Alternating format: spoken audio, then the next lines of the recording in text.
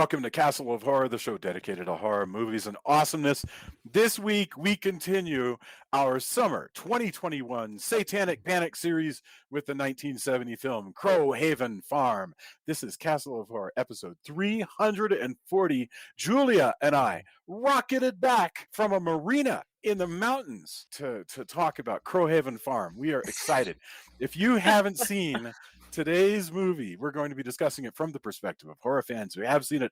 So warning, spoilers ahead about this 1970 film from Denver, Colorado. I'm your host, Jason Henderson, publisher at Castlebridge Media. With me from Austin is Tony Salvaggio, tech director at Rooster Teeth, lead singer and bassist of the band Deserts of Mars, and lead guitarist of the band Rise from Fire. Say hello, Tony. Howdy. Howdy. Also in Austin, Mr. Drew Edwards is the writer-creator of the long-running underground comic Halloween Man, currently published by Comixology. He is a Best Writer Ringo nominee, Austin Chronicle Best of Austin Award winner, and a member of the Pen America Fellowship. Say hello, Drew. I think we should just call this Satanic Panic 2 Satan Harder. Yes.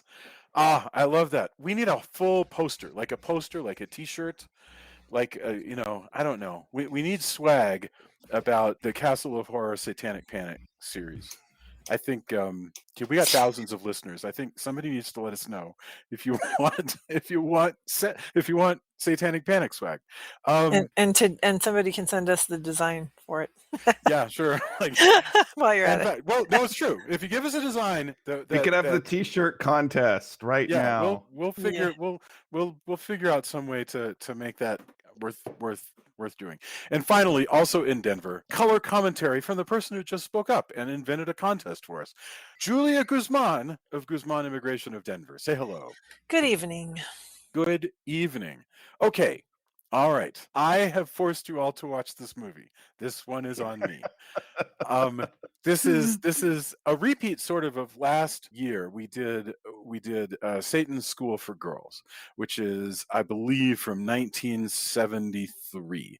This is 1970. This is 3 years earlier than that. Crowhaven Farm is a 1970 American made-for-television supernatural horror film directed by Walter Grauman. That's the guy who directed V. All right. And starring an amazing cast: Hope Lange, Paul Burke, John Carradine. It originally aired as an ABC Movie of the Week on November 24th, 1970. And in the film, you have Maggie and Ben, this couple from New York. They inherit a New England farm, and there's a lot in that word, inherit. They inherit a New England farm, and then after they move in, there's like secret doors and visions and creepy kids and all kinds of stuff. A sinister past as evil designs on the new couple. So that's Crowhaven Farm. Let's get our opening thoughts. We'll go Drew, Julia, Tony, and I'll go. This is the reverse of what we did last week. So Drew, the dice has fallen to you. Oh, I man. cannot. And I'm ready for anything that you want to say. Crowhaven Farm. Okay, so when you said that we were doing this movie, and that it was a TV movie from the 70s, that can mean two opposite extremes, right? Like on one hand, you got stuff like Salem's Lot and the Night Stalker, which is awesome, right? Yeah. And then on the other hand, you have Satan's School for Girls, which anybody who listened to the last time we did this topic, I really did not like that movie. I was very frustrated with that. So I was a little, especially when I saw that this was an Aaron Spelling movie, yes. I was really worried. Just like Satan's School for Girls. Just to connect I the was dots. like, yeah. Oh man, I am going to be really annoyed with this movie. I did not dislike it that much, but I did have to kind of fall into heckle vision a lot to get through it, because there is a lot of cheese to it. It does have a lot of Aaron Spelling cheese. I did kind of kept laughingly calling it Rosemary's preteen. Yes. And it's also it's just very much of its time, which that's not. Sometimes that can be charming, and sometimes it can be. I'm very curious as to what Julia thought about the gobs and gobs and gobs of misogyny in this movie. So like again, didn't hate it, but I also don't think it's a very good movie. I guess is that an appropriate statement? Is that That's okay?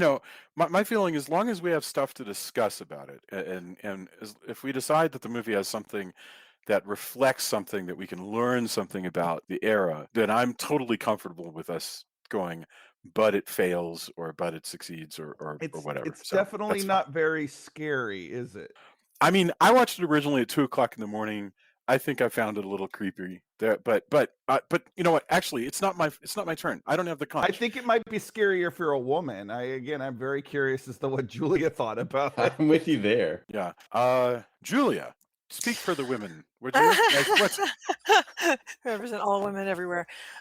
Yes, you know what? First of all, I want to say that given that it was a TV movie from 1970 and an Aaron Spelling thing, I had different expectations than what this was. I actually thought it was well done as a film. But yes, absolutely agree that it is dripping in misogyny with all of the, but the thing is, it's also very true to how women were viewed back in the Puritan days, which is what they're kind of throwing back to in this.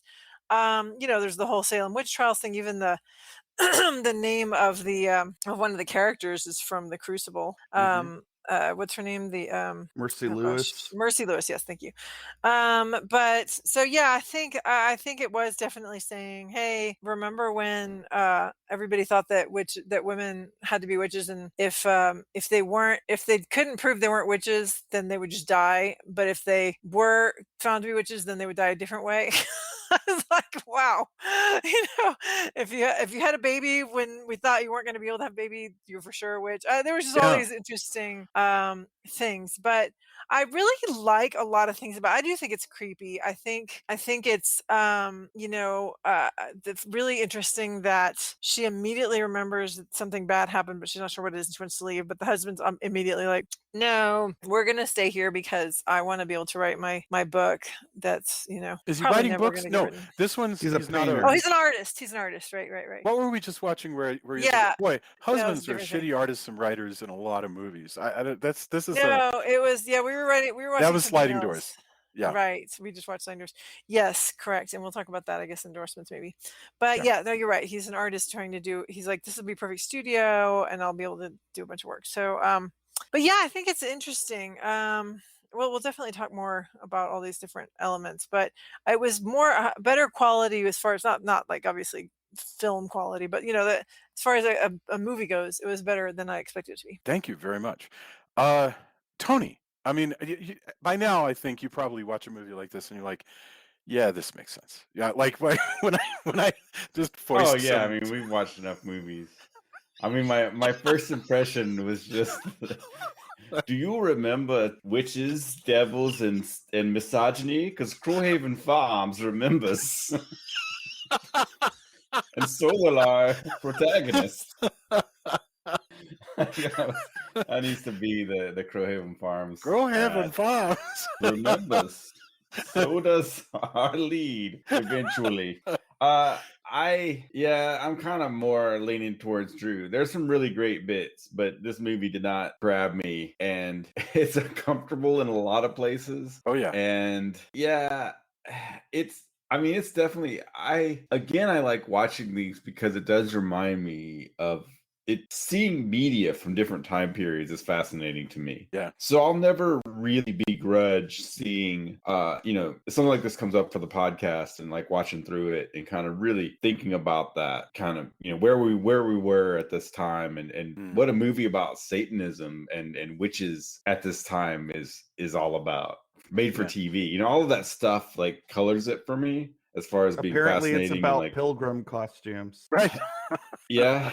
I mean, who knows? Maybe they had a bunch from some other period piece that was being done, made it more affordable. But yeah, I wouldn't say this is my favorite film. I don't anticipate rewatching it at any point that I can think of. But it was all right to watch, and there's some pretty good bits. But like Julia said, I mean, part of the problem with like some of the misogyny stuff was just, this is how it was. Like, hey, come over to my apartment.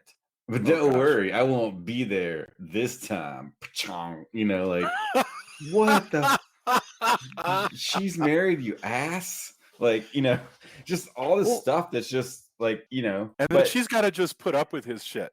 Like that guy is important to her career, and so she has yeah. to just go, "Oh, you silly cad, I you know, and all of goose." that stuff is just that's frustrating. There's a scene though, as we're talking the movie, that I really this one part that I thought should get best acting, and we'll talk about that as we move through it. But yeah, I mean, I liked it as a time capsule more than I liked it as a hey, this is a cool movie. Mhm. Even though it has some interesting elements, I think they're trying something that's pretty interesting as far as the whole reincarnation thing and remembering. Like I think there's a lot of like threads too that aren't really, they're kind of thrown out there and then abandoned, Yeah. and you could do this a lot of different ways possibly, and I think I would have been more intrigued. But this is the movie that they made, so Yeah. that's what we're talking about. But I don't foresee watching this again unless I was like, hey, check this thing out, check this part out or whatever. Thank you very much. I only discovered this movie probably about 6 months ago. I just stumbled across it because I was putting together a collection of it's a playlist I have on YouTube called Rare and Forgotten Mid-Century Horror. And I don't know why this movie is no longer on that list. And it's stuff that's on YouTube. So I originally saw this on YouTube. I will tell you, the version that we all rented on Prime is the same version. I mean, so either it was ripped off of that, but regardless, there is no like high def version of this. This is maybe somewhere, if this suddenly became desperately important to stopping the end of the planet, somebody might be able to find a really good copy of this. But I think that the one that you have on Amazon Prime, which is pretty grainy, is as good as it gets. But when you think about like, oh well, that's just what TV looks like in 1970, then suddenly I can get past it. Here's the reason why I chose this one. I first saw it like 2 o'clock in the morning, just stumbled across it on YouTube. It definitely fits into this fascination around Rosemary's Baby Time about witches and witchcraft, and people were doing a lot of movies where the plot would revolve around, hey, do you remember around here in New England there used to be Puritans and they did all kinds of things. There were like this movie picks up on the method of execution that is pressing, where you use a board and lots of stones and you press somebody to death, which is what you see in The Crucible. And it runs with that, like under the assumption that that would be sort of novel to the viewer who had been very accustomed to like witches burning at the stake and stuff like that. So it's trading on a lot of these motifs. We've talked in the past about burnt offerings. Boy, this is a lot like burnt offerings. And that's the final thing that I'll say, and then we should go into the story and we'll hit on a lot of things. I love any movie that has a citified couple who like decide that they are going to chuck it all and move to the country to, I don't know, be like kings of the rural universe and have a farm and do stuff like that. And then it turns out that there's just Satan everywhere. If you tell me that's what your movie is about, I am there. It's, to me, for some reason, that is a golden concept that I will always watch that film. And so this is, if you're into that kind of thing, this is another one. And finally, it stars Hope Lange, who I adore. I'm just a huge Hope Lange fan. I love her. She was the star of The Ghost of Mrs. Muir, and this movie came out literally like a month or so after the last episode of The Ghost of Mrs. Muir. So anyway, all right. So we open in a very Although, sorry, Jason, just remind me, I'm gonna make a movie that's just for an audience of one. It's just called Satan Barn, or the Barn of Satan, and it's laser focused at Jason as the audience. Like you spent $10 million on John this. Carradine. Like, well, it was really lucrative for Jason. I hope he buys about 6 million tickets so we can make our money back. Barn of Satan. That's it. Yes. One. Yeah. Actually, I think like the barn raising of Satan or something like that. Something that suggests that you're gonna see like the community come together. Right. It's a GoFundMe for Satan. Right. All right. this stuff had been forgotten by the time I was in like high school and stuff. This stuff was forgotten. It wasn't like any of us were like having our friends over and making brownies and watching Crowhaven Farm. I mean, this stuff. Well, if they didn't this stuff just re-show it, disappeared. if they didn't re-show it, why would you ever see it? Absolutely right. It just sinks into that's the thing, abyss. right? Like, Yeah. Unless you found an old TV guide that your grandparents had kept for some reason, you wouldn't even know that this existed when you were old enough to read. Isn't that interesting? It And blows then my how mind. would you find the actual thing once you found the TV guide? Yeah, Right. you just be like, wow, this some Satan movie about Crowhaven Farm had a 3-sentence blurb. I guess one day maybe they'll re-show it. That was all you could do. Yeah. It's crazy. Maybe that's one how it day works. there will be some means for us to find like films from all history and play them. Or maybe some nerd somewhere recorded it on VHS and they can borrow their tape. Okay. So we open up with Maggie and Ben. Maggie and Ben are a nice, not exactly young couple, but they do, we kind of learn that they've had conflict because they'd like to have a baby. They haven't yet been able to have a baby. And we open up with let me just start off by saying whatever you have to what say an is going to be better than a-hole my her effing husband is. When the first guy she like meets and is nice to her, he goes, "Oh, sure, he can give you a baby like I couldn't." Yeah, what he's the fuck are saying you that talking about? You psycho. every 5 seconds after that moment, like when he would like lay down in bed next to her, he's like, "Did you know I can't give you a baby? By the way, I can't get you that a other baby." dude probably can. Just I bet that other dude him can. and his ascot. Just at the park, like, but that guy could give you a baby. Oh, you see him? Look over there. I'm check it sorry, out. it's all these paint fumes I'm breathing in all the time. Like, she's checking out at the department store, and he's like, "Oh, hey, give her a baby. I bet you. I guess. What are you trying to give my wife a baby? Can we go?" By the way, these guys, the so-called the person. Okay, so Ben is Paul Burke. He's a handsome dude who was in a lot of movies. Okay, a lot, but the guy that he's jealous of, the attorney from the nearby town of many of guys Lowell. that he's jealous of. But the main one is this dude named Kevin, who's played by Canadian actor Lloyd Bachner, who was in literally like every television show in the 70s and the 80s. You saw him in everything from Melrose Place to he was in Satan's School for Girls. I mean, this guy was in everything. And here he is at his weird Canadian hunkiest with his ascot and everything, and so he sounds like he should be like Superman on Super Friends. He's got like this really cartoonish voice. Yes. Yeah. Well, there might be a job that I could recommend you for.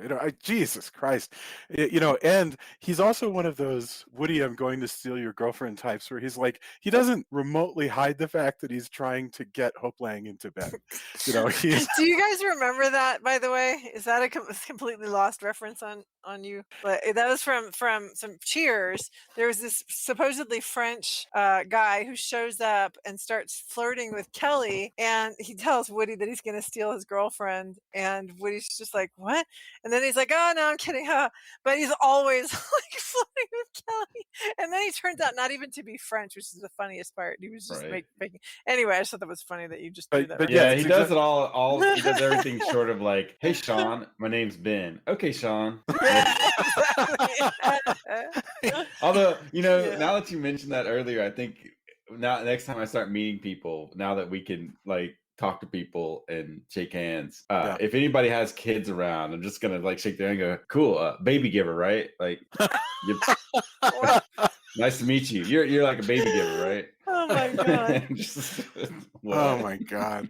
So yeah, that they. I know we want to get to that community, but just why did they get to the community? We can do this real fast. Well, yeah, go ahead, Drew, please. So they're at a will reading when this opens up, and I don't even know why they had to have this part of the story. It doesn't actually ever come up again, but they had to have the car blow up because it was filled but with why? You could have explodium. skipped over the cousin entirely. Said, hey, we inherited this farm. Because you have to, first of all, get the creepy little girl in the middle of the street Oh, smiling. so that's what I And was also, gonna. but also they just wanted to have a cool blowing up car effect, I think. So I let me think tell that you, part is correct. I think that the self satisfaction, the grin that's on that girl's face, and how much she enjoys the fact that guy crashed and burned in that car Yep. is Oscar worthy and my favorite part of the film. Her like, that's right, you crashed and wrecked, you hapless, terrible, like sucker, you sucker. I am so just sad. Her satisfaction in the fact that she calls that crash is that seems etched into my mind for the rest of the film because she's just so content. And She's like the that's my internet favorite meme part of girl, the film, to be honest. the meme girl who's like on the internet who's staring at you while a house burns in the background. That's even better though. Like that scene burned into my brain for the rest of the film because I just love, like, she's like, car crash. That I made did that. That's right. no impression on me whatsoever. I actually had to like remind myself of that like later on. Wow. And this movie's not even that long. I just thought it was hilarious. It was funny. Yeah. It was funny the way the guy was like, "I'm gonna take possession of Crowhaven Farm immediately," and I was like, "That motherfucker's gonna You're die." gone, man. Yeah, no, instantly. But just she just seems so. It's like, that's right. Cause that wreck. Look at that fire. It's so good. The problem, like, of I also course, filled that car with explodium. Yes. What was in that gas tank? It's not just the gas tank. If you look, the car crashes and the whole car blows up, like the entire car. I know. Not just the gas tank. Yep. She should be happy. That was quite the pretty feat. impressive. It's the power of Satan. It's filled with witchcraft. Power of Satan compels you, car. Devilry. I mean, they immediately so it's like, oh, a fire. Little girl, remember her face because she's going to turn up later without any suspense whatsoever because we already know that she murdered somebody. And so, which imagine in your head if that hadn't happened, right? But okay, so immediately we cut to, well, I guess all right, then the house falls to Paul Burke and Hope Lange, who are like toodaloo, heading into Hope the Lange. countryside. Paul Burke just comes along. Correct. And and that all of that is never mentioned again. Now they've got this place. They bring their sassy best friend, Hope Lange's sassy best friend. They go to the farm, and the farm is mysterious and has secret passages and stuff like that. That Hope Lange is able to find just out of instinct. She knows where, like, a little knob on the wall can be moved up and a peg can be lifted and opens a secret passage to the cellar and so forth. So she immediately, and Julia, this is so much like burnt offerings and other stuff like that it amazes me. She immediately goes out to her husband and says, I don't want to stay here. I would like to sell this place and keep the money or whatever it is that you do with the place you inherit and you don't want to keep. And he's like, no, don't be silly. And that's the end of the conversation. I mean, it was more like she goes, hi, and then he goes, I love this place. I love the studio. I love everything. It's so great. And then she's like, yeah, I don't know. And he's like, no, I love it. She's like, oh, okay, I guess. All right. But I mean, I think he was super enthusiastic to start. Like, even before he tells her, I would like to. No, but you're right. He does convince her. I mean, he does go, no, I really want to stay. I think we should stay. I think we need to stay. But yeah, go ahead. He doesn't just convince her. He goes, but I'll do anything for you ever. Oh, yeah, you're right. If you please, just can I have my art studio? I'll do anything. You can never ask again, ever. Even if I don't put a baby in you, like, if you just give me my painting room, please. Yeah. And that is patently untrue. Like, and he reneges on that almost instantly. But that was his, like, he swings his macho energy and then goes, but honey, I like the painting room. I'll do anything. To be fair, he may renege on it, but he pays the ultimate price for doing so. Well, yeah. I mean, most people do in these, like, that's in these kind of movies, but just he's not quite that whiny, but just part of it is just he's more demanding. Like, so he actually grabs her arms. Just unlikable in this that makes it a lot harder. Well, I mean, we can skip around, and I want to comment on something really interesting here. because let's spend some time talking about their relationship. Later, she says, "Listen, I'm getting sick of hanging around this farm all day. Lowell, Massachusetts is close by. I want to go back to work as a legal secretary." And he You're gonna essentially, go work for that guy who can put a baby in you? well, across the right, and Yeah. it's across the street. But what's interesting is that he basically wants to forbid her from getting a job. And I Yeah, was but talking to that's Joy, and I'm not saying, uncommon at all. I'm not well, and Right. I'm not being I'm not trying to be obtuse or anything, but I literally cannot in my head imagine a universe where I would say I forbid you from getting a Yeah, job. but you're a completely different kind of human, and we have a completely different kind of relationship. My, my family is filled with women who, never went to work and would probably say it's because their husbands didn't want them to, not just because they didn't want to. Mm. So I mean, that's I think it's pretty common, especially in an older generation. How do they resolve that? Because Yeah. she does take the job. So how do they how do they end that? Does she just go, "Well, I'm doing it anyway," or what? Yeah, I mean, he just just don't- kind of huffs it off. Yeah. Well, I guess. I mean, I that's mean, at kind least, of at his least it's not. At attitude. least she's not going to work for the guy who can put a baby in her. It's just some other guy. Yeah. I think it also hinges, if I remember correctly, it hinges on him going, "Well, I did say I would do anything for you." Oh yeah. Yeah. So Yeah. also into their lives at that point has come the entire plot of Carmilla, weirdly, which is truly because they borrow here a plot point of Sheridan Le Fanu's Carmilla, where Irish writer, he writes this vampire novel, and in it, a woman on the way out of town stops by because she has Before you get to that, though, Mm. like aside from talking about the boss, like I would like to spend more of a minute talking about all these townspeople Yes, that yes, they yes. introduce, because like that Oh my God, yes, really please. just feels so much that they don't even feel like small town characters, with the exception of the old man who is obsessed with the Yeah, town's walk us- history. Yeah, walk us through it them. feels more like Martha's Vineyard or something, where it's like all these rich people who are Well, vacationing. Yeah, but they feel very cosmopolitan. Yeah. But like it also it feels very much like, I know I made the joke about this being like Rosemary's Preteen, but like that whole setup with this Right. like devil cult that is made up of most of the people in this town. Yeah. This movie drinks so deeply from Rosemary's Baby. That's true. Like Yeah. just like Yeah. and it came out Tell us only a about couple of years. the party they have. The groovy the the groovy party that kicks it off, where we meet the everybody. townspeople show up like randomly at the door, which includes the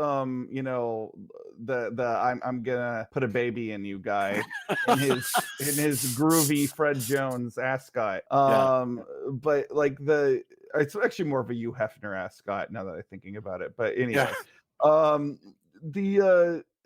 they show up and they have like a fucking Dick Van Dyke show party at their house. Yeah, they bring wine. Yeah, And they're like being funny and bon vivant. yeah, And like the old dude tells a story about witchcraft and Yeah. local cults and stuff. and he's the only one that's not in on the cult, apparently, which I find That's true. fascinating. It's like, hey, let's invite this guy that could out us all as Satanists. Maybe to they're the just like party. bored. Maybe that's part of their thing. They've been doing this for so long. They're like, well, we decided that. Why don't we invite him? Couldn't he expose us? No, man, it's part of the thrill. We're spicing it up. We'll we're take spicing it care up, of him. yeah. We'll take care of I him mean, later with his cane. Yeah, what's the worst that can happen? We have to take care of him. Let's see if he reveals anything. That's While we were spicy and cool. watching this, Jamie and I decided though that old man is probably who I'm gonna be when I'm elderly. Like I will be at like parties and I'll like start telling some random like Jason's already that extremely old man. twisted- That's true. Yeah, Yeah. that's true. I mean, Well, that's think kind of me at my job. Like, man, back in the day at this one video game company, some stuff We're- really, like some No, stuff I'm you don't not- want to I'm deal with But happens. I'm like totally not kidding. Like Jason will literally be like, hey, so do you know the history of this thing? And like just whatever. And his dad's like that. Actually, all the men and I know pretty much are like that. Yeah. It's pretty funny. Yep. That's unfortunately true. Yes. Wah, wah. Yeah. So that's the old. They're there are sort of all the town fathers, and this is a TV movie, so it's quite convenient this way. Well, But we meet them all. They all come around, including the old doctor played by Milton Selzer, who's a character actor you see all the time. And the one you don't meet is John Carradine as the handyman, who is around, Who and seems to just be there to like make creepy. really weird facial expressions. yes, To be creepy and Yeah. and brandish the pressing door. Yeah. What I thought was funny, he could have gone two ways. He could have been neutral, so that the Satanists would have to like get rid of him, like the old man, or he could be in on it, and naturally, spoilers. It turns out that he's in on it.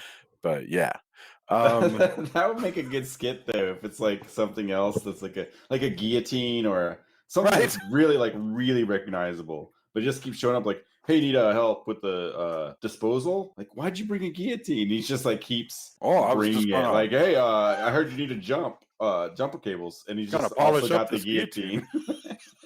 It's like, I always carry a scimitar. I just carry I always carry cables in this here guillotine. Like, why keep showing up with that? That's weird. But I also like, I mean, talking about going back to the kind of Carmilla thing, it sets up something I think that's even that it kind of comes up, but it morphs because when we're introduced to the house, she immediately goes and finds this secret passageway, and she knows how to operate the peg that opens the secret passageway. Right. And then she goes, hey, well, how did I know that? Like, that's weird.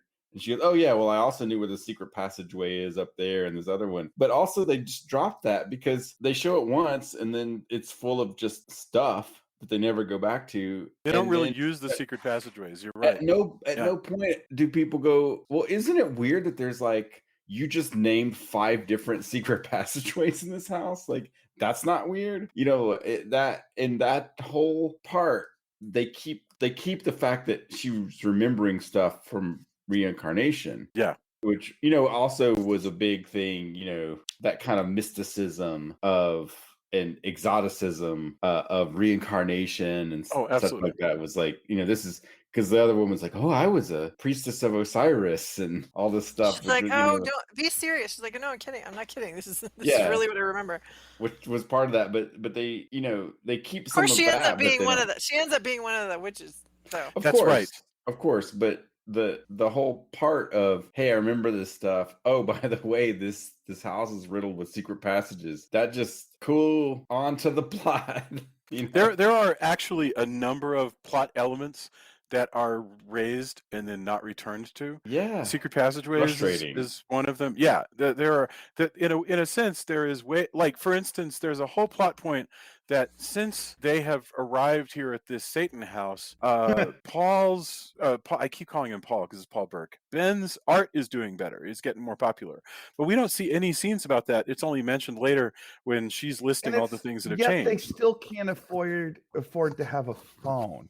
Well, she says it hasn't been set up yet, which is possible. They may need to actually lay like phone lines because they haven't done that. So, I'm frustrated that the secret passages don't come into play when she's running away from them. Like, it seems like that would have been a good thing. All of that. There's a bunch of stuff. Again, I try not to go, well, I wish I had a different movie, but there's this stuff that is interesting and neat, I think, and. There's more than a few things that just get dropped that you could see like, oh, that's kind of interesting, and just none of it. But having lived in a small town that still had a party line in the 80s, and you had to listen for different rings, we talked about that before in a previous episode. Like in 1970, it would not like a house not set up for a phone line like this. It is a weird plot point, but it's not totally everyone during that time would be like, I can totally see that. Like, I didn't think about it because of it being a farmhouse. I thought it was because they kept talking about them being broke. Like, I just thought that there was like, oh, we can't afford to do this. And I thought it just hadn't been set up. Like, I think it just has to do with the lines not going out to that house. They do have one line about it, and she goes, they haven't set up the phone lines yet. So who knows? We don't have any data. clearly she is getting a job because he's not making enough money, but later she indicates that he's suddenly having success. But my point was, this movie doesn't have a lot of time on its hands, so it doesn't even really show you that. We just have to take her word for it that he's become successful, Well, yeah, and does the success have anything to do with, like, the supernatural stuff? Is it Rose? Well, would make you, if you've seen Rosemary's Baby, and everybody watching this surely has, you should be suspicious that he is in league with Satan and is like trading, to become, Yeah. because that was what was going on with Guy, right? Is Guy wanted to have a good acting career, and so he traded his wife's womb for an acting resume. Yes, his I want to father's talk about eyes. this freaky ass girl. So, so the Carmilla plot is Auntie comes by, says, "I got to drop off my niece because I got to be in London for a thing," and off she goes. And Carmilla becomes part of the household and kills everybody. That sort of is the deal that happens here, because the old lady comes by, says, "I hear you guys want to maybe adopt a kid. I got here a really sweet 10-year-old that I gotta offload really quickly because I'm gonna die soon." And they're like, "Okay." And so into No, their they're like, lives, "Well, we really kind of wanted a baby." And she's like, "Well, how about you just watch her, and then I'm gonna go kill myself." yes, it is. It's like, She goes, "Oh, okay." that guy can't put a baby in you. Yeah. Like, you should take this 10-year-old, because that guy, no way.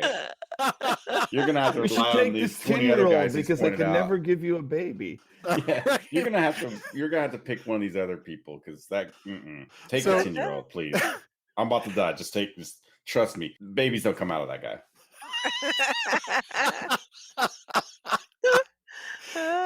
So they take into their home Jennifer, and by the way, this is I kept thinking of it exploitation. as Jan. I kept thinking of her as This Jan. in all my this head. is right, because she's very similar to Eve Plum. Devil.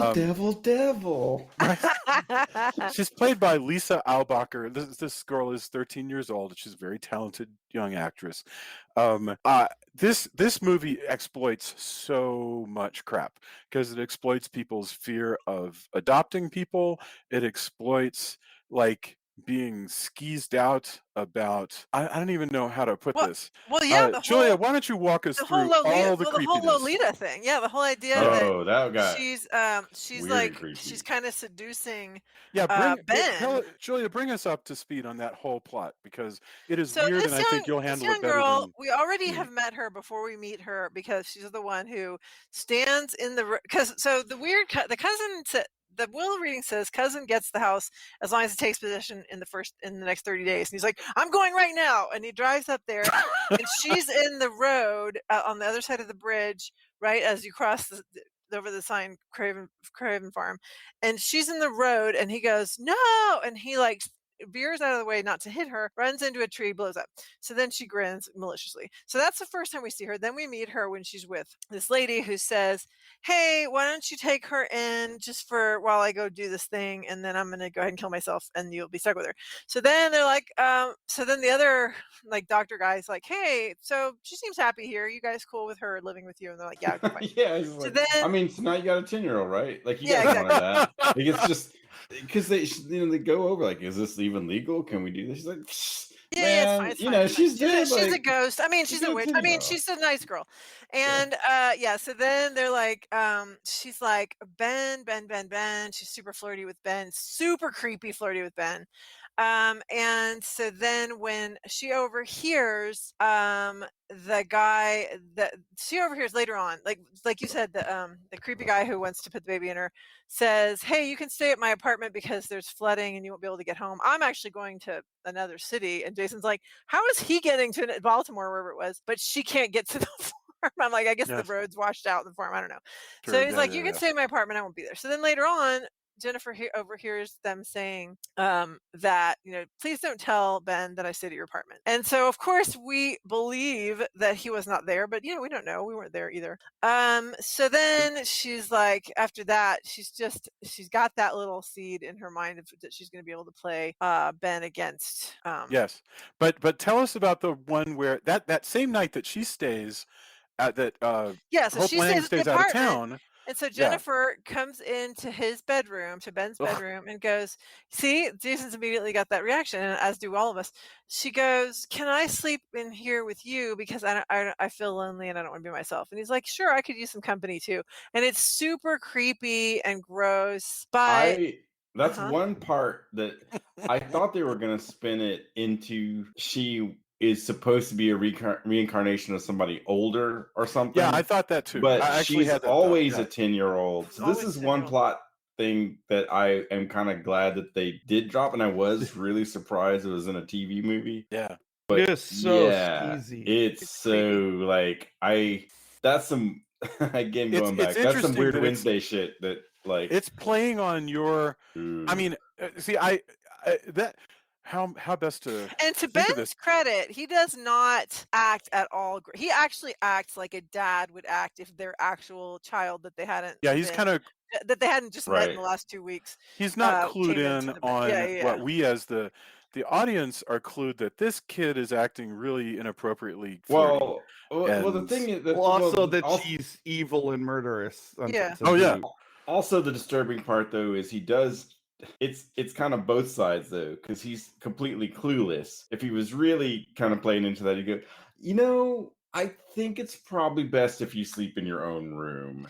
But what I'm Yeah. saying is, you can't. I think an actual biological father, a father who's grown up with, who the kid has grown up with, doesn't think twice about their little daughter getting into bed with them. They're just like, fine, whatever, because it's not. Well- it's not as long as they're not post puberty. I think that's the point where you're kind of like, you know uh, what, you're a little True. old for this. Maybe if they're not saying the things that she's saying. What I'm saying is the whole scene plays off of that, but Yeah. how she's acting and such, he also comes off as just like clueless guy. That's true. Because all of us, we all know because we know it's a movie, but all of her demeanor Yeah. is, if he was really clued in, he would go,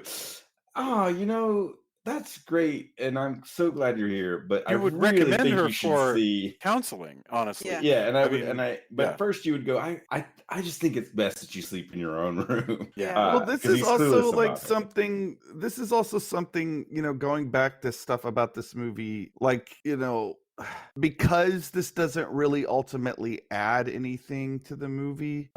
They kind of have her playing him. No, but it against does her- because it's the final act. Because the It's final skeezy, thing that skeezy, happens. and I wish it wasn't. It was skeezy, and I wish it wasn't in there. I Yeah, don't but think it adds may be enough in skeezy, there. but it plays through to the end because she actually says that I will make a deal with you. You could- you can live, and I will take Ben. And so we don't actually know in the afterlife if she's actually coupled now with Ben.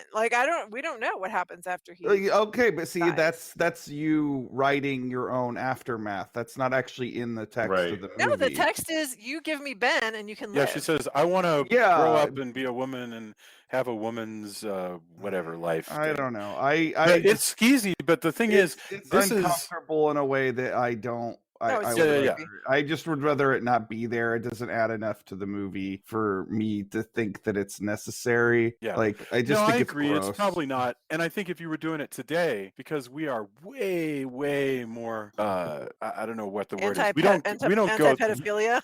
we don't even exploit people's fears of pedophilia in movies anymore. So you wouldn't do this today. You just literally wouldn't do this. So it's I think it would have been better if it had been an older person, like an older girl. Oh, if she were So- like Alyssa Milano at 16 or something, and you're just having like a Lolita Or movie, like literally what Lolita. Tony says, where it was like a reincarnation of somebody that was older. Like if they had done that, I think it still would have been skeezy. But I think Oh yeah, it'd still be skeezy. you would have been able to be like, why is this little girl acting like an older All person? of this is super gross, by the way. Yeah. I mean, the whole like damn I don't thing. know. I don't know that there's much of a way you could make it better, but it's I don't know. But I have to say Yeah. that does make the film interesting. I mean, I kind of applaud them for throwing things up in the air and saying, let's see what kind of buttons we can push with the audience. Mhm. I don't know. I do kind of appreciate that, but I don't know if I would do it. I don't think I would include this if it were me. If I were writing this, I think it's just to even suggest all of that is yeah. So anyway, Aaron Spelling produced it. Okay. So where do we wind up? we haven't even talked about the like what's actually going on witchcraft wise, because so far we've just been talking about the soap opera aspects, but because they are, let's be honest, they are frankly more interesting. But Hope Lange is having visions, and she's hearing crying in the woods, and she goes out, and I, by the way, this farm set is pretty great. I have no idea what it is. I don't know if it's the Little House on the Prairie set. I don't know what this is, but she goes out on the farm and wanders around because she hears a crying child, and she starts researching witchcraft. There's no microfiche, missing adjacent element, but she has books, and she finds a rock quarry where she has visions of like full-on robes and torches, satanic ritual sacrifices. And crushing, yeah. Not robes though, pilgrim outfits. Oh yeah, that's right. I'm sorry. And it's also super darn weird that please forgive me for being inexact about this, but it's super weird because you don't often see a movie that mixes up Puritans and Satanists in quite this way, where it suggests that there really are a bunch of Satanists among the Puritans who are plotting against the Puritans, but still moving amongst them. I mean, I guess that's the idea of young Goodman Brown and stuff like that. But this feels like a strand of satanic panic thought that has been completely abandoned. I mean, the motifs at play here feel very like late 60s, early 70s, and then you'll never see them again. Nobody plays in that particular sandbox anymore, for good or for bad. But it really fits with this era.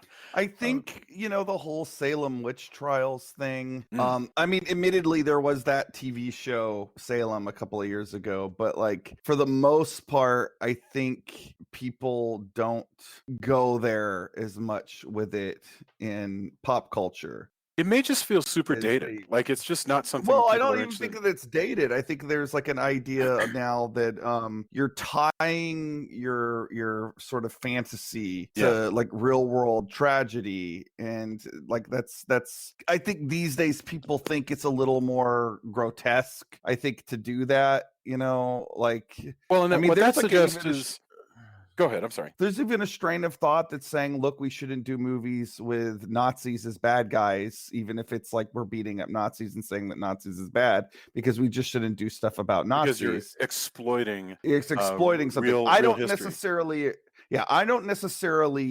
agree with that, especially with something that is as old as the Salem's witch trials, but that frame of mind is definitely out there. It's definitely there a lot. And so what that suggests is that exploitation is considered less appropriate in today's culture.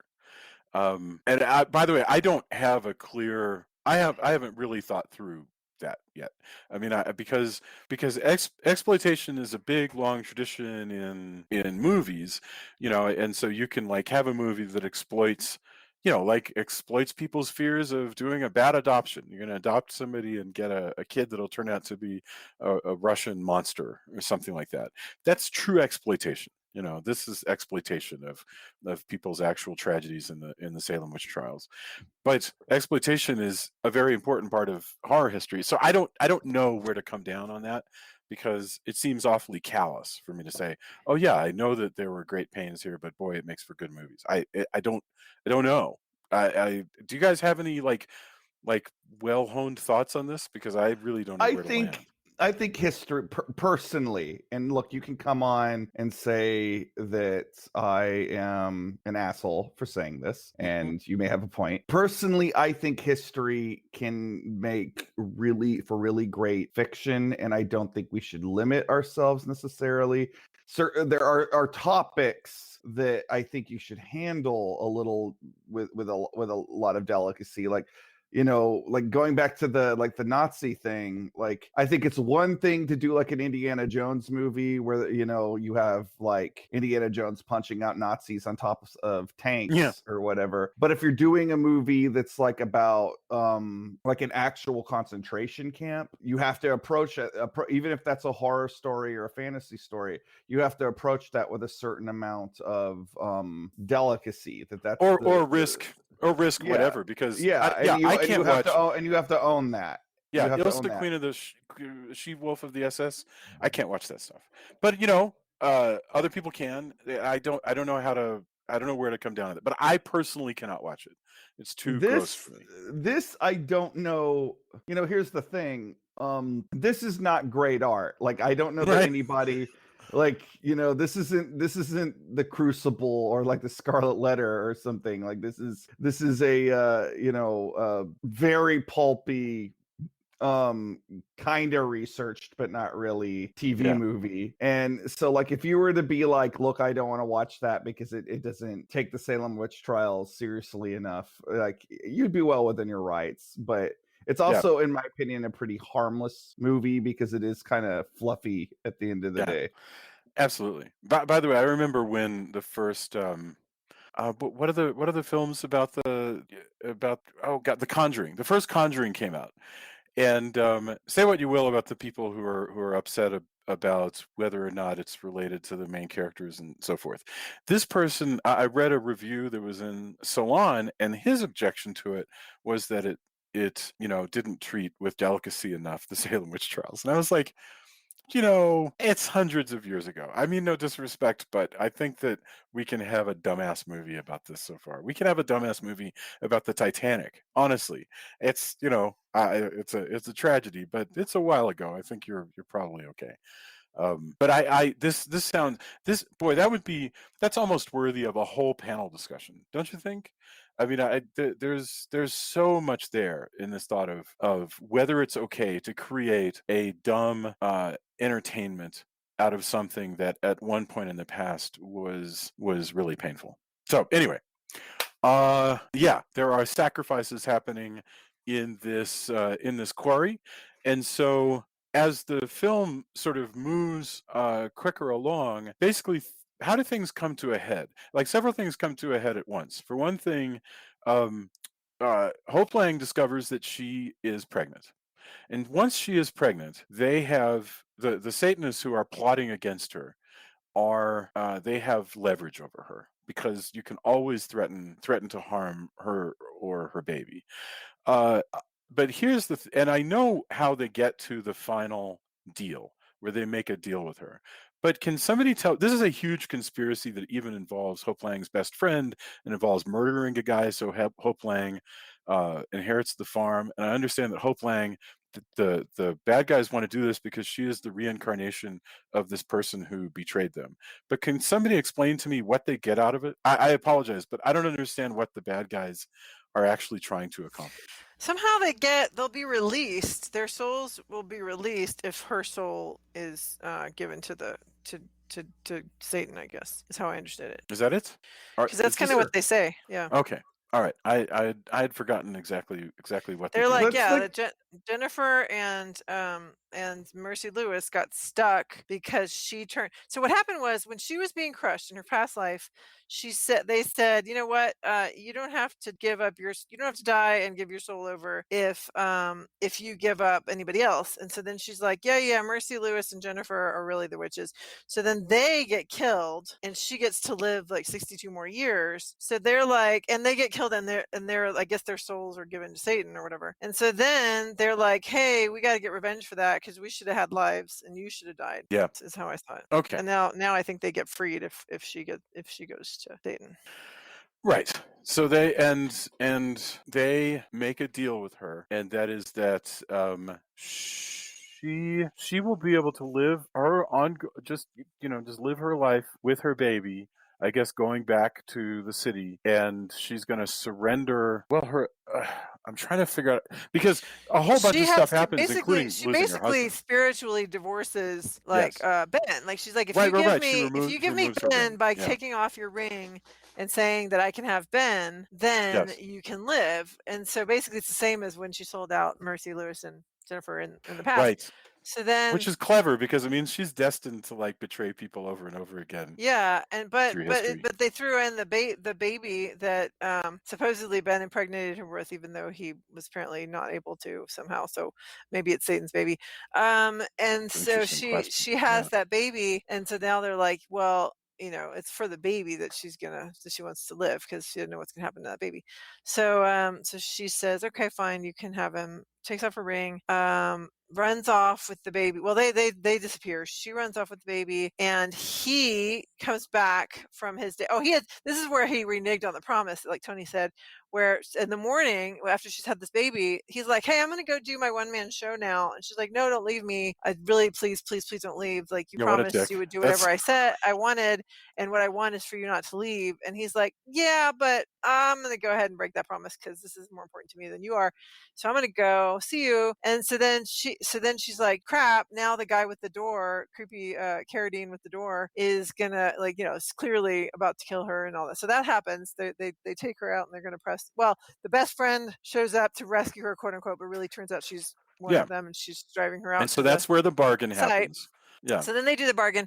And so then when he comes back from his awesome, successful day, he finds Jennifer there and she's like, oh yeah, she left, your wife left because she went to go be with Lloyd Bachner. Lloyd, who's probably the one who really put the baby in her because she went to his apartment that one time. And he's like, what? And so then he goes and kills Lloyd. Lloyd's there with another one of the Satan bitches. And he kills him, and then he's like, oh no, I've killed somebody and she's not even here. And he runs out, and I guess that's when they kill him because now she's betrayed. She's like said that they can have him. Yes. Right? Right. And presumably he will get to live in the afterlife with Jennifer. That's hard to say. But this is what Jennifer wanted. What Jennifer wanted was him dead to be with her somehow. But it doesn't even matter because y'all are like, I feel like I think it's all too vague to like, other than him being dead. I just think like what they actually want here is like, is the baby a devil baby or not? Or like, what's the deal with the cop at the end? Like, I don't know. But the line that I'm getting hung up on is Jennifer saying, "You give me Ben." That's what it is. So, and you take off your wedding ring, he is a sacrifice. Yeah. Though, so the question about the devil baby, Drew, you're exactly right. She's in the park by herself now because now she's a single mom, and this cop comes by, and you think that, I mean, largely the scene could be, hey, she's meeting a nice cop guy. But then it becomes kind of apparent that he appears to be sort of guarding. There's a hint that he's guarding this baby. Like, it might very well be. There's a hint that he is. No, there's a hint that he is Ben because he does a special Ben bow. Remember? Oh, I apologize. Ben has showed Jennifer How that could he I has have watched special. This movie twice and not gotten. Ben shows Jennifer that he has a special way of tying a bow. So then he ties the bow for her, and you see that it's like this double kind of. Well, yeah, I saw the Ben bow. And then the cop does it and looks at her really creepily, and she's like, what the hell? But why would Ben? Oh, I don't know what to make. Well, Ben's spirit is just taking over this cop so that he can keep an eye. Keep an eye on the baby. That guy seemed way more sinister. Like, Ben had was jealous, but like he wasn't weird towards the baby. Like like the cop seems really like kind of evil. Like he seems clearly but I think Ben is mad because he thinks that the baby is not his. He thinks that the baby is that other guy's, and also she betrayed him. She turned him in. Why would he still think that after he's dead? I don't know. It just doesn't work. There's a lot about I guess this is why I ultimately come down on like not liking this movie, right? Because there's a lot of stuff that just doesn't work for me or doesn't quite congeal together. Well, it just sort of happens. Well, it's muddled. On the one hand, it looks like, hey, I'm a cop, I'm gonna watch out for you. But the way they've decided to direct it and the angles they choose to shoot and how everything works out, you don't know if it's like, oh, it's a sinister. He's, they never clear it between I'm watching out for you, I'm this cop, I'll show up, or I'm watching you. Kind of like they never. It's not really clear, and maybe that's on purpose. And they're like, hey, you can take this however you want, and maybe she's just always going to be paranoid. But also, if they don't really, in my opinion, make the choice, and I'm all for ambiguity if it's done.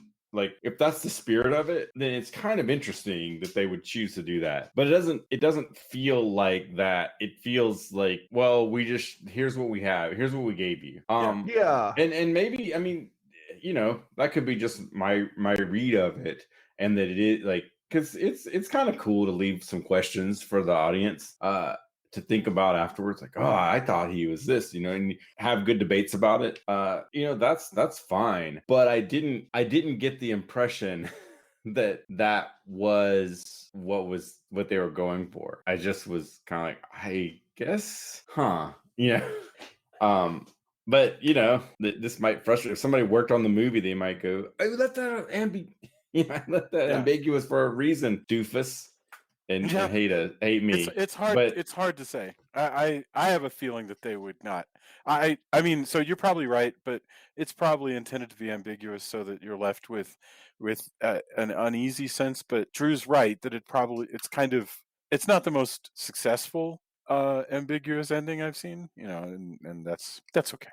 kind of what I'm hitting on too is sometimes you'll see a film and you go, oh, that's pretty clever that they left it up to you, but it didn't none of the setup led to that. It's just this extra scene where oh look, we brought Ben back is what it feels like, but it doesn't feel it doesn't feel that great, or like it doesn't it just feels like, okay, I guess just literally have no idea what it Ben means. wasn't enough of a great guy to really like earn insta reincarnation.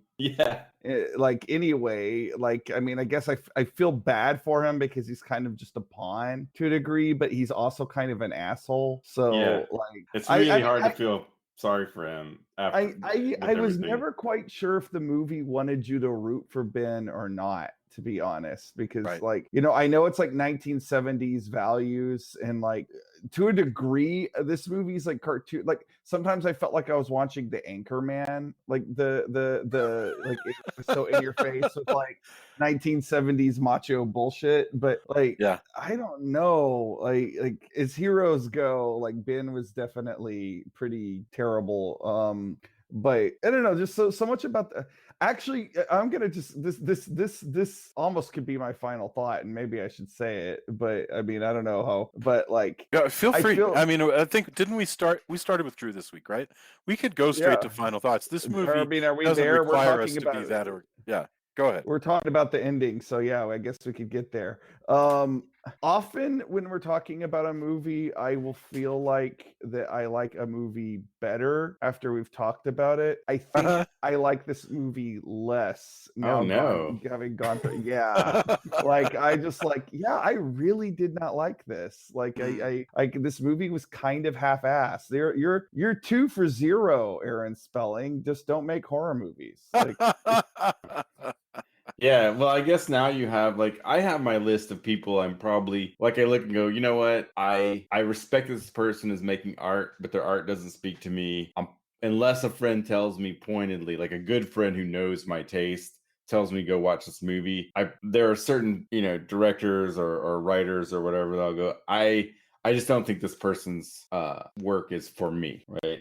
So I think you can probably put Aaron Spelling's TV movie work on that list, and I think you'll be okay, Drew.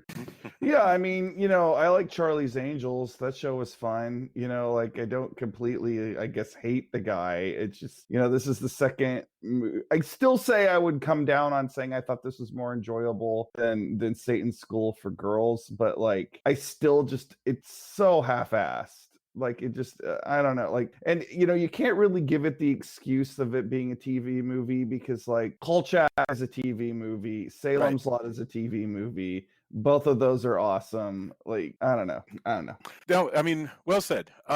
Julia, I think you probably liked it a little bit more than that, but don't feel like you have to. What are your thoughts? Yeah, no, I don't particularly think it was half-assed. I do see that there are some holes that like some inconsistencies, but I actually think it's got, I think they just ran out of time. Like they probably left a lot of stuff on the cutting room floor where they were going to use the secret passages, or they were going to deal with why he's successful or whatever. But I don't necessarily I think a lot of the things are well done and creepy. I love Hope Lange's performance. I love the girl, the Jennifer actress. I think she's great. So I do think there's a lot of good things about it. And where the misogyny is, I think this film is calling it out as misogyny. I mean, it's definitely exploiting it though, but it's definitely saying, hey, these guys really really hate women. Yeah. So, but and I always will give extra bonus points to any film with a cute baby in it, so that's fun. So that's, yeah, but I think I enjoyed it. I think it's flawed, but I think for a TV movie it's fine. I've always liked Aaron Spelling, so I probably gave him the benefit of the doubt for that. But yeah, so I thought it was a fun movie. Excellent. Tony, what are your thoughts? I think I'm firmly in the middle of that. I don't think it wasn't terrible. I got through it, but I also think that I found myself going, I guess we're not dealing with this plot element anymore. We've moved on to the reincarnation part, and there's a lot of interesting ideas and some cool performances, especially character actors that are in this are actually really great. I think the character actors are way more compelling, especially like than Ben, for example. And I liked it as a time capsule, and I found bits of it really interesting, but it's probably not a movie I would revisit. So I will treat it as if I saw this in 1970, and it will fade into the TV guide of my mind. Yeah. The TV guide of your mind. I love it. Which, it's still just weird to think about because, I don't know if any of you did have relatives who would keep those or possibly keep them, because this was a weekly, and that was the only way you knew what the heck was gonna be on without just turning the channel all the time and hoping you saw an ad. Was the weekly TV guide, and it was expensive. Some places had freer ones that were in like penny savers type publications, but I knew people who had them, and I would just, because I was just an avid reader, I would thumb through some of those. Yeah. And that's, like, whoa, this was a movie that was on. But you basically, to find out what happened in the past on TV, you had to hope that one of your relatives or somebody you knew was a hoarder, basically. Yeah. And how bizarre is that? How just like we've come, like things have just changed so much. It's fascinating for me to think about, and that's kind of how I view. All of that is wrapped up when I see a TV movie from this era. Placing my mind in that kind of space, because the TV movie is so much more of a populist movie. I think that it's targeted. Not every, there's still movies that are targeted to a very specific audience, but when you're going to spin the movie on TV at the time, it has to. It has to be palatable for ad revenue. Yeah. It's usually topical because, hey, let's hit this. Let's hit what's on people's minds right now, right? For the most part, all these things you're taking into account. It's not all the time, but so a TV movie, like I said, to me is it's even more commercial art than perhaps a lot of movies that you would go to the theater for. So they do tend to be more instantly topical. Yes. Whatever was going on in the news or whatever they thought would sell the most, because it has to have ad revenue in it. And reflecting reflecting what the culture is fascinated by. Right. And it has to fit within a time limit because you are going to have these ads. So all of these choices, that's part of what makes a TV movie. And I find viewing that, especially as part of a kind of critique or taking apart or looking at it, that's part of what I find fascinating about all of this. And, like Drew said, Kolchak, I think, is as far as us going over horror, because there's some really good, podcasts that just do TV movies or talk about that. But as a horror movie on TV, this is not one I would revisit anytime soon, for sure. Yeah. I thank you for saying that, everything you said about what the meaning of these culturally is, because I think that's sort of what keeps me going back. Like the only way I would have enjoyed it more would be if you had had the original ads to go with it. Right, right. I agree that this is definitely not a Dan Curtis film. Like this is not, Burn Offerings, which Dan Curtis makes, and I think he makes Kolchak, right? And this is not at that level.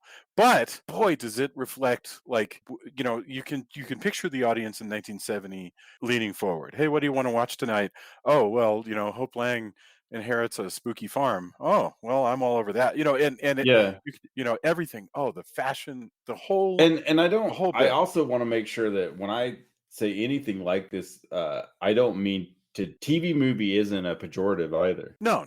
Like It's just it's a medium. It's how this was shown, and it reflects that. But there's every once in a while there's discourse about, oh, a TV movie, especially from this time, was a lesser thing. And while while this wasn't a favorite movie, I definitely never want to come off that the delivery medium and how that all puts together doesn't make it instantly a lesser right. film. Well, I There's mean, all that really plenty tells of you. TV movies that I have liked. It's not that this Oh, is a sure. TV movie Oh yeah. Of course. that is making me critical of it. It's the I have to stress it's the execution. Oh of no. it. Sure. That's what I was saying. I just want to be, I wanted to clarify because of, kind of everything I said. But definitely in no way, shape, or form do I instantly go, oh, look, TV movie. Pfft, Yeah. I just love movies.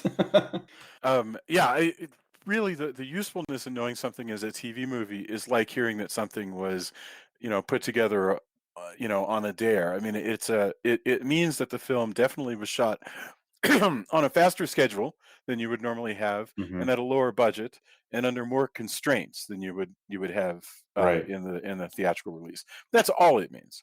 So working within those constraints, then what are you left with? You have a piece of content. So this is my second time watching this. I enjoy it for being a good look at how Rosemary's Baby was continuing to reverberate through the consciousness of the American public, a year and a half later. And that's about all that it has to show, unless you're also kind of like me and you enjoy just looking at a snow globe of American society at any particular time. And So again, that Yeah. might also be like as often when we do 70s stuff, like I get less enthusiastic about that era as I sure. do other stuff. So that might also part of it. There's certainly stuff from the 70s that I do like a lot. Like Jaws is one of my favorite movies that I watch like early. And again, I do really like Salem's Lot, and I do really like, both of the Kolchak Boy, movies. Salem's Lot. Boy, what a great example, right? And also for your interest, Drew, like if you imagine that we came up with a movie that was basically a cheap, quick ripoff of Concrete Jungle from the 60s, that also had a serial killer. I'm sure you'd be like, I gotta see that. Yeah, I would probably be down to watch that like tonight, but Right. like I hope I'm not coming across as unnecessarily like listening Oh no, to you two. It's made me concerned that I've been like too mean in my criticism about a very old at this point TV movie. Right. But Please don't feel that way. No. I hope I wasn't being unfair. I just was trying to be honest. I personally don't, I don't think this movie's great. I am fascinated by the fact that, like, if you see 70s, you're instantly like, because Rain absolutely is that. Like, if I have to really sell her on something from the 70s for whatever reason, just because of how it is. But a lot of people feel that way. I know a lot of guys who are like, and not young people. I'm talking about people who went through the 70s who are like, no, I never want to see a brown and yellow outfit again. Well, like when before Johnny Ramone died, I remember him talking a lot about, which is kind of funny because he looked like a time capsule from the 70s, but he often would talk about how much he hated the aesthetic of the 1970s. Right. So I get it. It happens. Interesting stuff. Okay. Gosh, this was really fun. I hope that our listeners, if you've stuck with us this far, I hope you'll come onto the Facebook page and tell us your thoughts, and tell us if you want to see more movies that maybe aren't the best, but sure do act like time capsules of a period, because that's definitely a fetish of mine. I don't care if it's 70s, 80s, or 90s.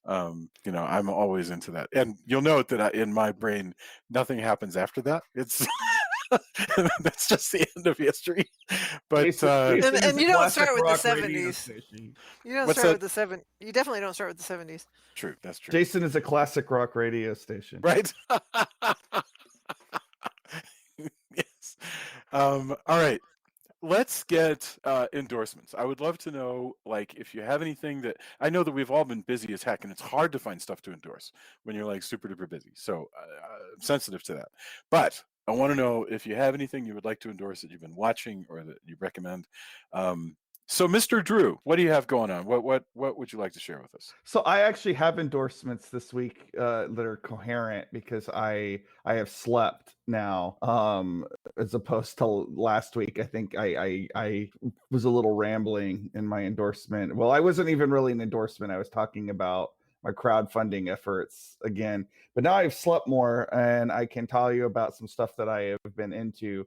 Number one, it's not like we're going all the way back to the Godzilla Kong retrospective, because one of these is a King Kong thing, and one of this is a Godzilla thing. The Shout Factory King Kong of the 1970s King Kong that they just put out. I got that on Blu-ray, and that is an amazing 2-disc set. It's got a lot of interviews, a lot of documentary stuff, 2 commentary tracks, one from Rick Baker. It's got the mini-series version, which hasn't been available. It's something I've always heard about, but I vaguely remember watching it with my dad as a little kid, but I had started to think that I had imagined it, and then I started to hear about it, but it hasn't been available on any form of home media for like a long ass time. So like re-seeing that with like adult eyes was really cool. It's still not my favorite Kong movie. I still think it's like out of the 3 canon Kong movie. Like a lot of people got confused when I was talking about this online. When I say the 3 main Kong movies, okay, I'm talking about the 1930s Kong, the 1970s Kong, and the Peter Jackson Kong. Yes. Like, I'm not talking about like auxiliary side stories, like any of the movies where he fights Godzilla, or any of the movies like Skull Island or King Kong Escapes. Like, those are other adventures that have King Kong in them, but they're not following the King Kong like story arc that is the first movie. So out of those 3 movies, I still think this is probably the weakest version of that story. That being said, this did raise my esteem of the 70s Kong quite a bit, like just digging into it. And I had a really good time with that Blu-ray set. I spent like a lot of time, now that I've had time, like watching all the special features and everything, and watching the different versions of Kong, and it was cool. The other thing, and this is a Godzilla thing, so again it feels like we're going two retrospectives back, but you should watch Godzilla Singular Point. Damn it, like the new Godzilla anime that just cropped up on Netflix, and it's made of joy. And it's good. Yeah, it's so good. And I feel like not enough people are talking about it, and that just bums me out. And it's like, if you are a monster fan, which, I mean, if you're not, why are you listening to this podcast? But like, if you love like the Toho-verse and you want to see a really interesting reinvention of it, like, this is going to be your jam. I like it. Tony likes it. Like, you need to be watching this. Like, it's so damn good. All right, I'll shut up now. No, that was really great. I appreciate it. Julia. Oh, and that just to clarify, that Godzilla Singular Point, that's new on Netflix, like in the new on Netflix, brand spanking new. Yeah, Thursday or Friday, right, is when it dropped, because it had been out in Japan. Because also a friend of mine actually had moved to Japan and ended up working on it.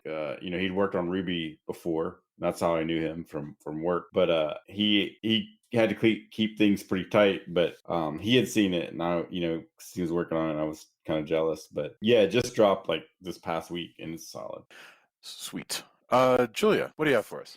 I have 2 things with 90s themes. One is an actual movie from the 90s that we watched that we referenced earlier, which is Sliding Doors. Yeah. I had never seen that somehow, even though everybody else seems to have seen it. But anyway, that was really a neat film with Gwyneth Paltrow, and it's just a parallel universes, like what would happen if a couple different choices were made. So I'm super into like the whole multiverse of the idea right now because of the MCU. So I'm like, that was fun. And then very similarly, we've started watching the series Cruel Summer, and that one takes place in the 90s. It's new, but it takes place in the 90s, and it takes place in 3 different timelines. So this one, it's not a parallel universes. It's just 1 year. Like they're showing us the 90, 93, 94, 95 in the same episode, just kind of like, okay, here's the same day in these 3 years and what happened. So that's been really cool. Yeah. I'm really enjoying it. It's about these young people basically, and we kind of see it. The featured character starts out just this really, she's a wonderful actress. What's her name? Do you remember I what her actually name don't was? know. But yeah, she plays the first year, she plays just a super nerdy girl that I really identified with as having been a nerdy girl myself. The second year, she has sort of made herself over and is pretending to be a popular girl, but is I guess she turns into a popular girl, but it's kind of, it doesn't feel like it's very natural for her, but who knows, if maybe it feels natural to her. And then the third year, something has gone very wrong, and she's kind of emo now. But it's really neat series, and we're like super excited. We've only Yeah, watched the first it, 3 it episodes. instantly We're hooks you excited to with all watch. kinds of Yeah. just suspense and mystery. Like, what the heck happened to these characters? And it's doing this very creative thing where there's 3 timelines going on, and so it's engaging in the exercise of you constantly figuring out, wow, how did they get to that point? Like, and how did they get from this point? Like, how is it going to tie together? I like it a lot. It reminds me Yeah. of in Lost when they had the different timelines going on in a sense. So cool Yeah, stuff. that's Thank it. you, Joy. That's it for me. Yeah. Tony, what about you? I definitely want to mirror Drew's Godzilla Singular Point. I've made it a little bit further than he has. It's been super busy. I've been finally able to practice, like I said, with Deserts of Mars. I spent a lot of time on Saturday at an all-day music festival, which I saw a lot of cool bands. If music is your thing, man, all these bands that are friends of mine, but new bands that I saw, Kill the Lizard was really good. A band called Sudden Death was really great. I hadn't seen them. Thunder Horse, which I had heard of, but hadn't. I could heard their music and watch their set. And then who else? Warlong, also really great. But yeah, so I haven't. That's also eaten into my endorsement of Chattanooga Film Festival, which is online, which it's kind of late into the fest now if you were going to buy a ticket, but tickets are pretty inexpensive for what you get. There's something like 30 something movies, I believe, plus all these shorts. But I haven't been able to watch as much Chattanooga Film Festival as I would have liked because I've been trying to do all of this other stuff. But Singular Point, I will say that some people may not have felt like there was quite enough Godzilla. There's a lot of sci-fi and a lot of techno babble, and not necessarily even techno babble that's just like babble, but just there's a lot of figuring out why the monsters are there and what's happening. I personally thought it was really awesome, but it looks really good, and I think it's a really great series. But films, the Chattanooga Film Festival, though, there's still just a lot of great films, and it's a really good deal. It's all online. Some of my highlights so far, and I want to dig deeper. I feel bad that I haven't given enough films a chance. There's a one called Alien on Stage about a bunch of bus drivers who put on Alien as a stage play and their trials and tribulations of getting What a it cool there. idea.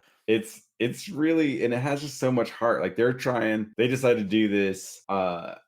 All the personalities involved. It's really neat documentary.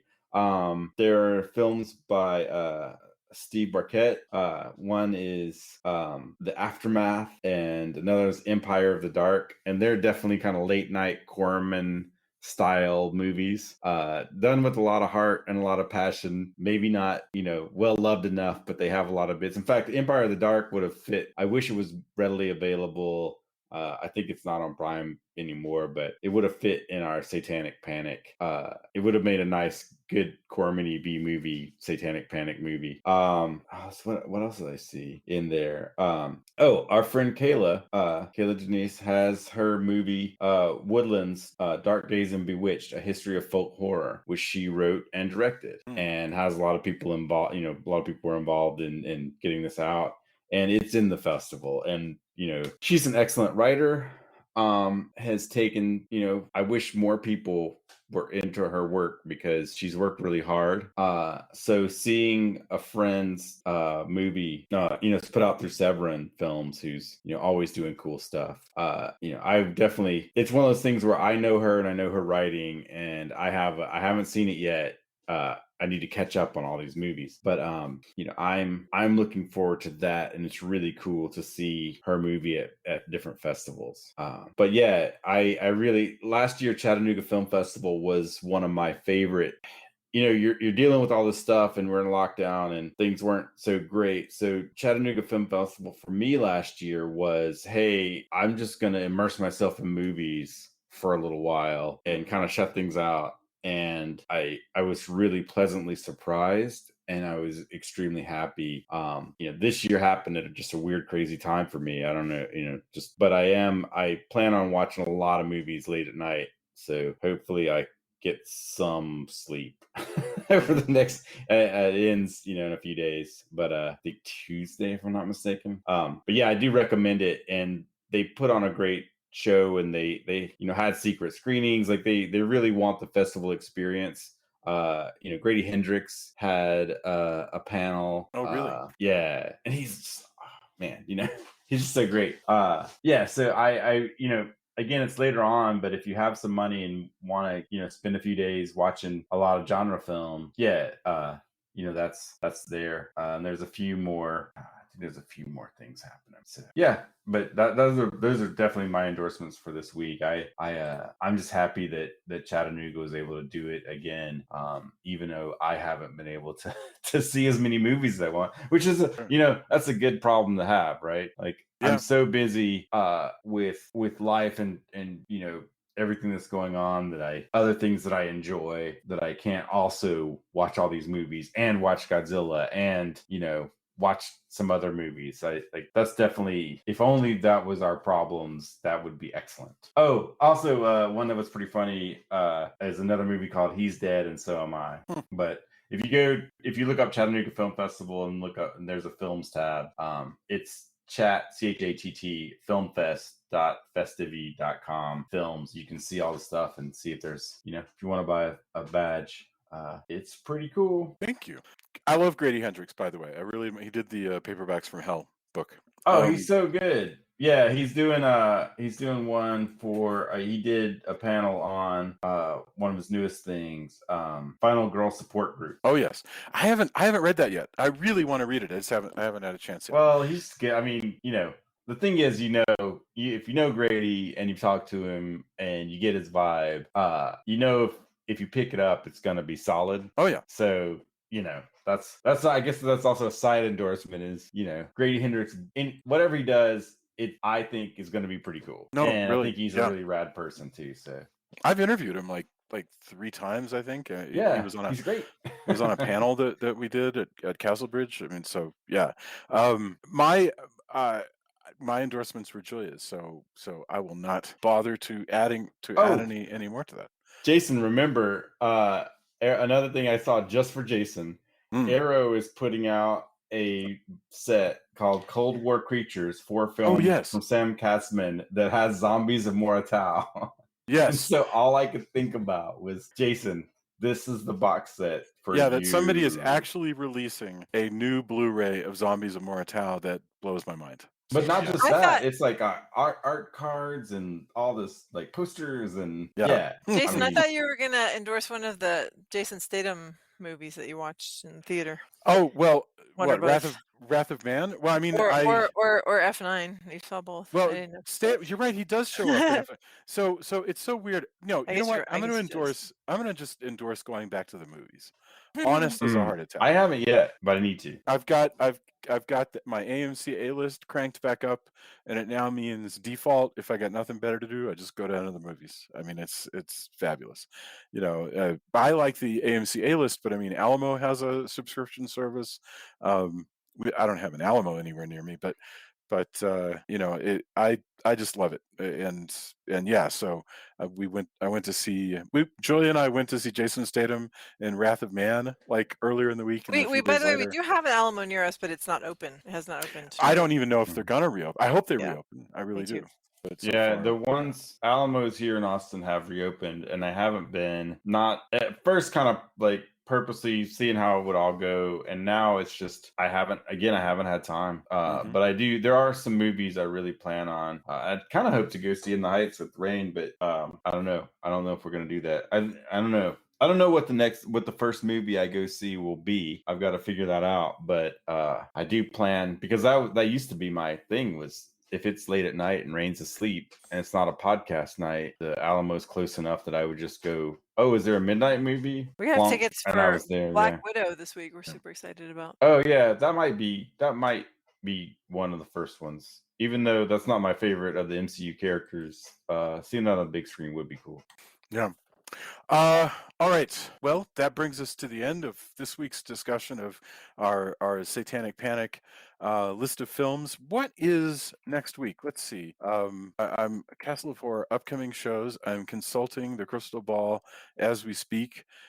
Next week is actually one that is a favorite of Drew's. And Oh it is, man. yes, we are Nice. doing Curse of the Demon / Night of the Yes. Demon.